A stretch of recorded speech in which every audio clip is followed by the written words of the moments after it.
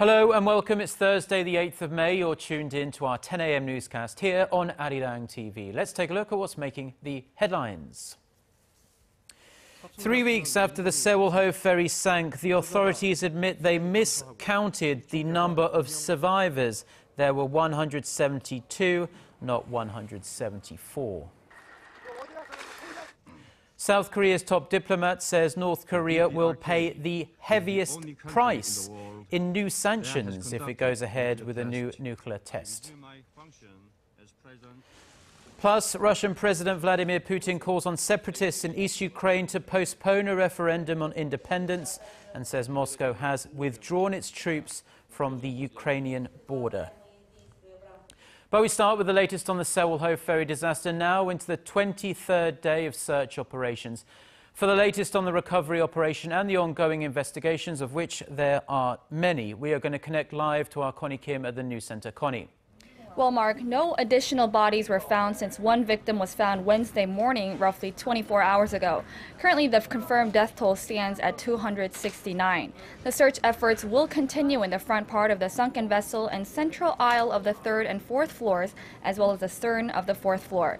Forecasters are expecting tidal currents to be calm, but weather conditions are not helping at the present. Last night, rescue teams were hampered by high waves, and yesterday afternoon, divers were only able to work for about an hour before they were told to resurface.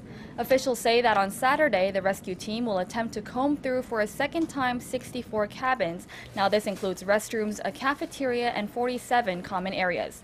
They'll also expand their search area to freight cars. With divers and rescue teams stretched to their limits, the health and well-being of these personnel is a growing concern.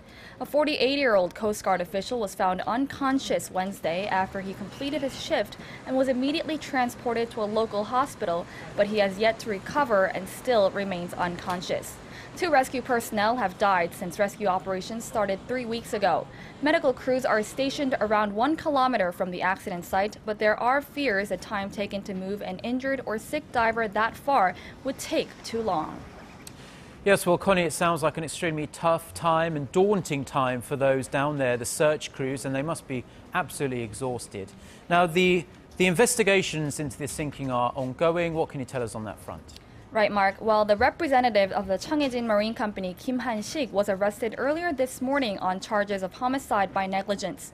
But it seems it'll be hard for Yu Byung-an, the former Sewol Group chairman and practical owner of the Cheongjin Marine Company, to avoid facing charges as the prosecution found traces that Yu was engaged in operating the company.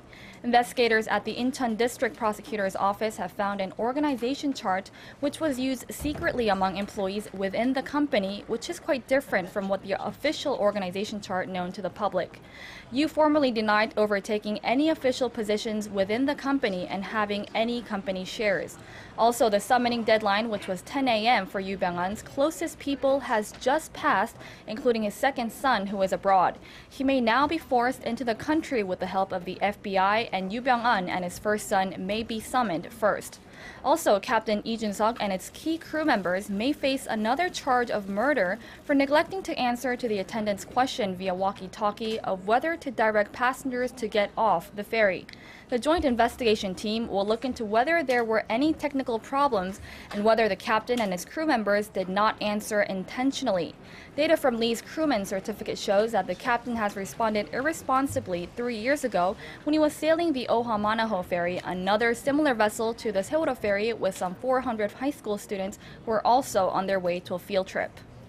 The number of survivors and missing has changed yet again. Tell us the latest there. Well, the Coast Guard has once again changed its previous data of the rescued and the missing. The chief explained that they believe additional Chinese passengers were on board, with the rescued being adjusted from 174 to 172, and the missing passengers standing at 304 from 302. The reason why the number has gone up is because we found credit card receipts from 2 Chinese nationals who weren't on the passenger list. The problem here is that the Coast Guard confirmed 2 additional passengers but did not release the increased number of missing. So far, they've released the number of victims and not the missing, and said it has taken some time to track down the exact number of missing passengers. Well, this is all from me for now, but I'll be back with more updates in just about 2 hours. Okay, thank you, Connie. Now, speculation continues to swell that North Korea is gearing up to make good on its threat and conduct a fourth and new form of nuclear test. South Korea is taking the threat extremely seriously, but Seoul has a warning of its own. Any nuclear test will be met with severe consequences. Song Ji-sun reports. If Pyongyang pushes ahead with a fourth nuclear test and defies the international community, it can expect swift and strong punishment. This was the gist of the South Korean foreign minister's warning to North Korea when he said the regime would pay the heaviest price in new sanctions. Chairing a meeting at the UN Security Council on Wednesday, Yoon Byung-se said a test would have a huge impact on the strategic landscape in Northeast Asia and would pose a serious challenge to Beijing as well. At the same time, Yoon stressed Seoul wants to build a peaceful and new Korean peninsula through President Park Geun-hye's reunification drive. But Pyongyang continues to verbally attack President Park's initiatives. The North Korean daily Rodong Sinmun said Thursday that Park's ambition is only stirring the potential for war. It also says South Korean government was fooling the nation with a diabolical idea. Meanwhile, the U.S. confirmed Wednesday that Secretary of State John Kerry met with Wang Jia-rui, China's international director of the Communist Party. Wang, considered a key messenger between China's Communist Party and North Korea's Workers' Party, is believed to have discussed a possible resumption of the six-party talks on North Korea's denuclearization. Song Ji-sun, ARIRANG News. Now, the human rights violations perpetrated by the North Korean regime are extremely well documented. In an effort to get the North to clean up its act, the UN Human Rights Council has adopted a report with well over 250 recommendations, but it didn't take long for Pyongyang to flatly reject almost one-third of them. Park Ji-won reports. The United Nations Human Rights Council has provided North Korea with 268 recommendations to improve its dire human rights conditions. They came in a report adopted on Tuesday in Geneva during the Council's Universal Periodic Review session on North Korea. The extensive report urges Pyongyang to close its notorious prison camps and end public executions. It also called on the North Korean regime to stop its systematic and widespread human rights violations, which include forced labor. North Korea immediately dismissed substantial portions of the report, rejecting 83 of the recommendations outright. The rejected recommendations include closing down any political prison camps, eradicating state-sponsored discrimination based on the political backgrounds of families, and cooperating with the International Criminal Court. North Korea's UN ambassador Seo Se-pyong said the recommendations came out of the international community's misunderstanding and prejudices against the regime. Regarding the remaining 185 recommendations, North Korea said it will review them and respond before the Council's regular session scheduled for September, during which time the full report will be made public. The Council's Universal Periodic Review is held for 2-week periods, 3 times a year. During each session, 14 countries undergo reviews. Pyongyang took the opportunity to lash out at the United States. The North State media said the U.S. is the worst country in terms of human rights infringement. It called the United States a living hell, full of rampant racial discrimination and gun accidents, where only a select few get to enjoy material success. Park Ji-won, ARIRANG News.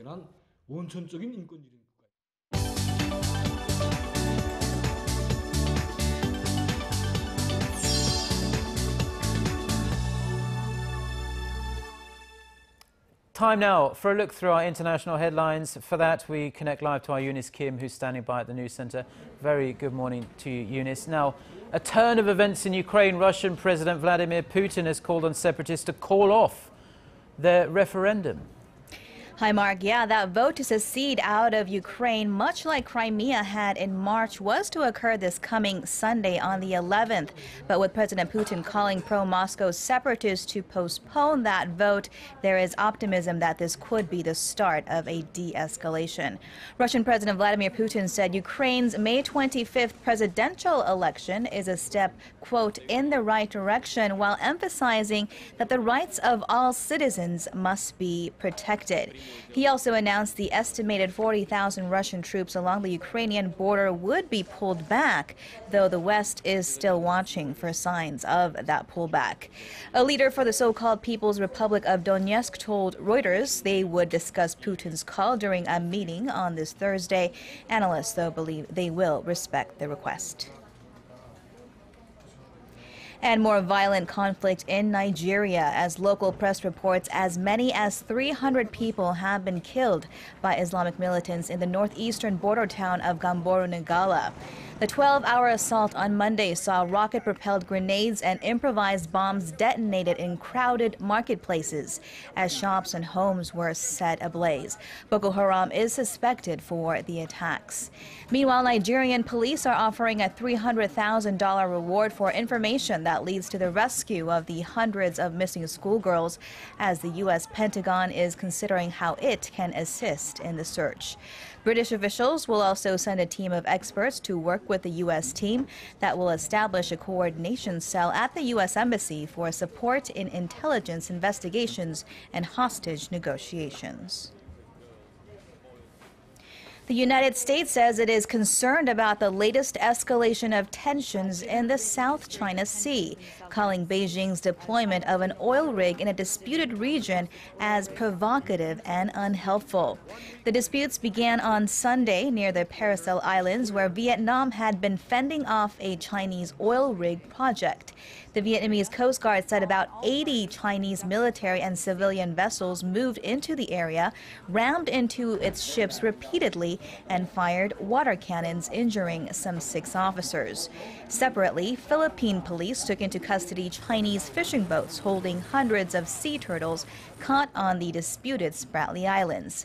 Spokeswoman Jen Psaki from the U.S. State Department urged restraint from all sides. Uruguay has become the first country to openly regulate a legal market for marijuana.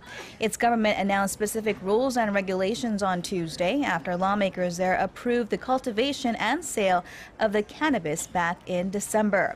The idea is to take the market from criminals, the government says, and regulate it from beginning to end down to the price. A dedicated agency has set the proposed cost of a gram of pot at just under 90 cents, lower than black market rates. The South American country's try at regulating the cannabis market will be watched by other nations struggling to control the sale of illicit drugs.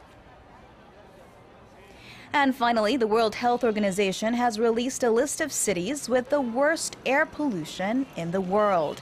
New Delhi topped the list together with 3 other Indian cities. The study looked at levels in 1,600 cities with data volunteered by the cities themselves to help them clean up. The WHO last month said air pollution was the world's single deadliest environmental health risk, killing 7 million people in 2012. Beijing's reading placed at 77th with a PM 2.5 level of 56, a figure that appears to be outdated. WHO experts say the Chinese data was from 2010.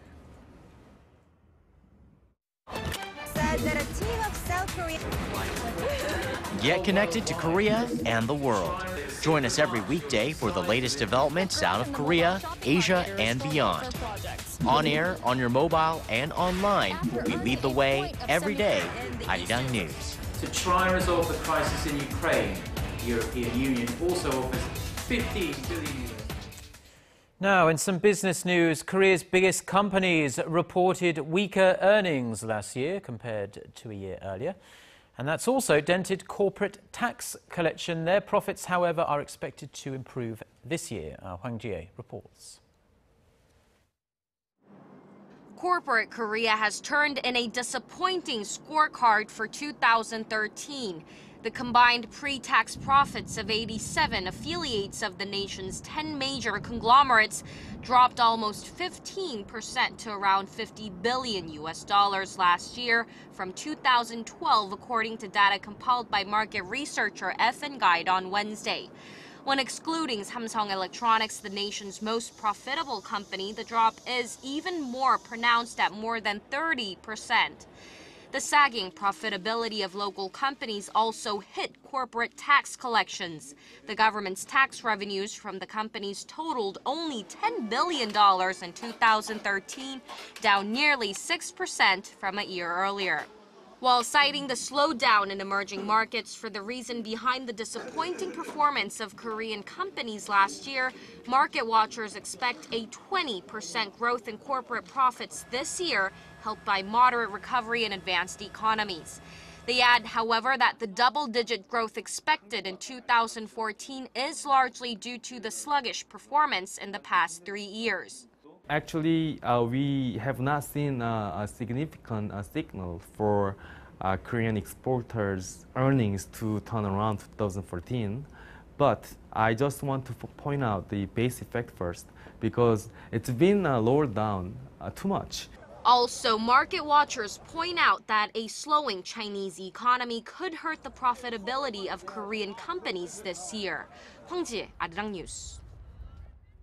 Now, it could be some history in the making in the stock listings world at least. Alibaba, one of the world's fastest growing internet companies, has officially filed its initial public offering in the US, and it's expected to be one of the world's biggest ever. Connie Lee reports.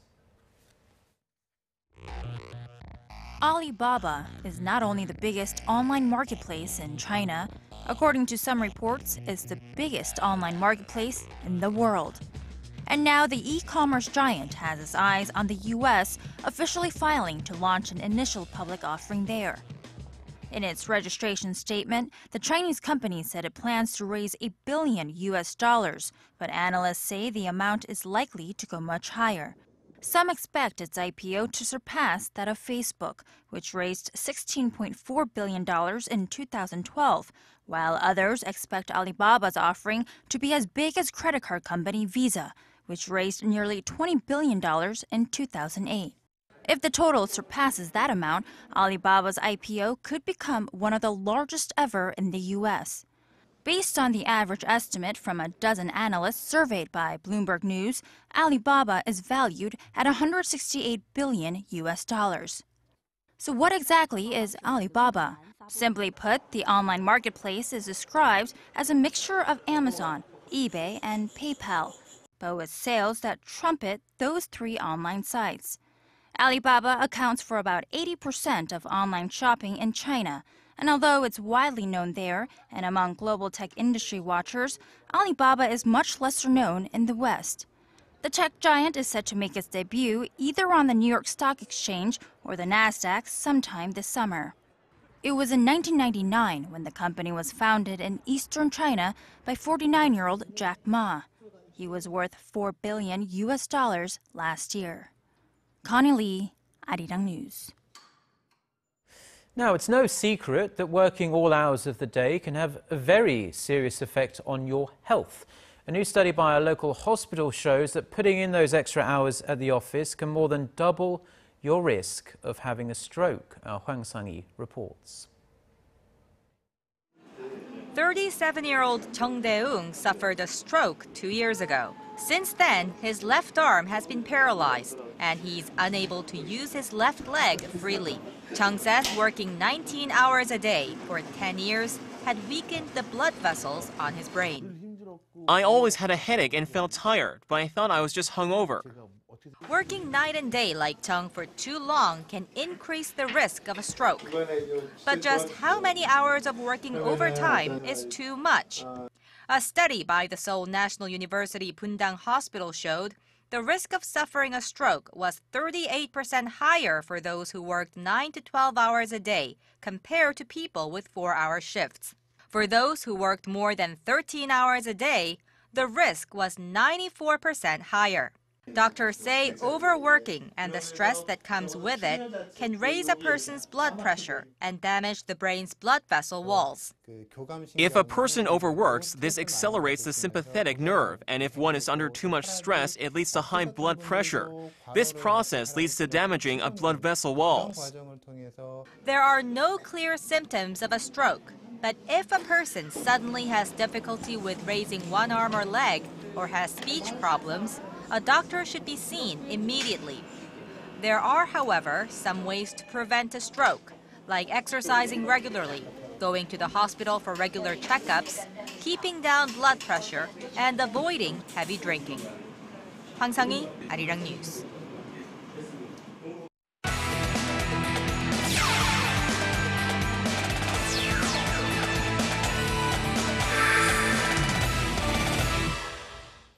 And a good Thursday morning to you all as we kick things off with the South Korean national football team, as manager Hong Myung-bo is set to finally reveal his final roster for the 2014 Brazil World Cup. And at 11 a.m. today, manager Hong Myung-bo has decided to announce his 23-man roster a day earlier than first scheduled, will reveal to everyone the players who will head over to Brazil in June. And while he has stated that the roster is about 90% complete, injuries are still a concern for the team. And while the midfield and forward positions are pretty much set, there's still a lot of question marks in their defense. And staying with football, but over to the women's national football team this time, where the team is preparing for the upcoming Asian Cup, and they're pretty confident in the team they have right now. And you can't blame them for the high confidence, with the team currently being led by WK League star Park Eun-sun, Chelsea Ladies FC Ji So-yeon, and Yeom In-ji. And the team is set to face off against Vietnam later today before heading off to Vietnam, as they're set to face off against Myanmar, Thailand, and China in the group stages of the 2014 Asian Cup, set to take place from May 14th to the 25th. And more football, this time over to the round of 16 AFC Champions League matchup between FC Seoul and Kawasaki, as FC Seoul pulls away with a crucial 3-2 away win, thanks to Yoon In-lok's game winner in the 90+3 minute of the match, as FC Seoul continues to shine despite their struggle in the K-League Classic. And now with that, moving over to the PGA, where the PGA Players Championship is set to take place starting Thursday. And for South Korea's No Seung-yeol, he's a lot more confident now after getting his first win a few weeks back. The 23-year-old South Korean golfer who won his first PGA title at the Zurich Classic has been invited to the upcoming Players Championship and will look forward to winning his second PGA title. The event, which is considered the 5th PGA major, will have the highest prize of the year, with $1.8 million being awarded to the winner of the event. And now finishing things off with some Wednesday night's KBO action, the Hanwha Eagles pulled away with the 8-7 win over the LG Twins, and the NC Dinos destroyed the Nexen Heroes 24-5. With the Lotte Giants beating the Tucson Bears once again 10-6. Meanwhile, let's take a look at the SK Wyverns taking on the Samsung Lions. Of course, going into the game, here we go over to the third inning of the game. Cho Dong-hwa singles to right. That's a 2-run single as the SK Wyverns take a 2-0 lead. Sixth inning, up 3-0. The red-hot Lee Jae-won sends one to deep right field. Back, gone, and it's 4-0 SK Wyverns. But in the ninth inning, here come the Lions roaring back, bases loaded. Kim Tae-won hit by pitch, and it's 4-1. Next batter, Lee Seung-yup at bat. He's gonna double to right center field here. Two-man scores, and it's 4-3. Bases loaded once again, and this time it's Lee Hyun-yeon who gets plunked, and we're tied 4-4. Next play, Paek Sang-won. He's gonna fly out to left field. This one a sac fly, giving the Samsung Lions the 5-4 lead. Bottom of the ninth inning, Im Chang-yong comes in for the 1-2-3 save in the ninth as the Samsung Lions win this one 5-4. And that's going to wrap it up for me. This has been SJ. Have a great rest of the day, and see you guys again for your sports needs.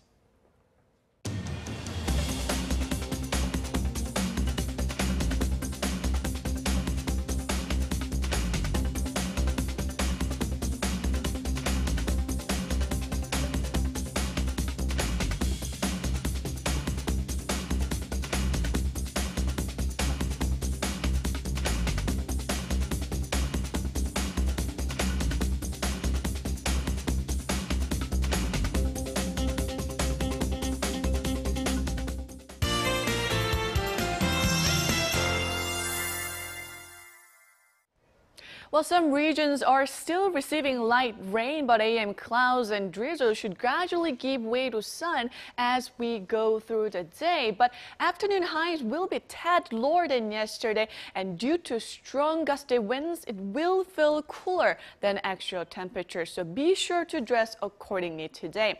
Well, over in Jindo, winds and waves will die down a bit in the afternoon, and it will get sunnier as we go through the day. Also, the speed of tidal current should decrease due to the neap tide period, which started yesterday. Now, this is the weather outlook for here in Seoul. Temperatures will hover near the seasonal averages, but nationwide showers this coming Sunday might drop temperatures a few notches. So please do keep that in mind, and let's take a closer look at the readings for today. The high in Seoul will rise to 21, Daegu will peak at 24, while Gwangju and Busan climb to 21 and 23 respectively. For other regions, it looks like down on Jeju and Daejeon will reach 20. Dokdo should see a high of 15, while Mount Keungang tops out at 9. Well, that's all for now, but I'll be back with more updates afternoon. Thank you very much, Jiyeon. And that's all for now. We'll be back at noon Korea time. Until then, goodbye.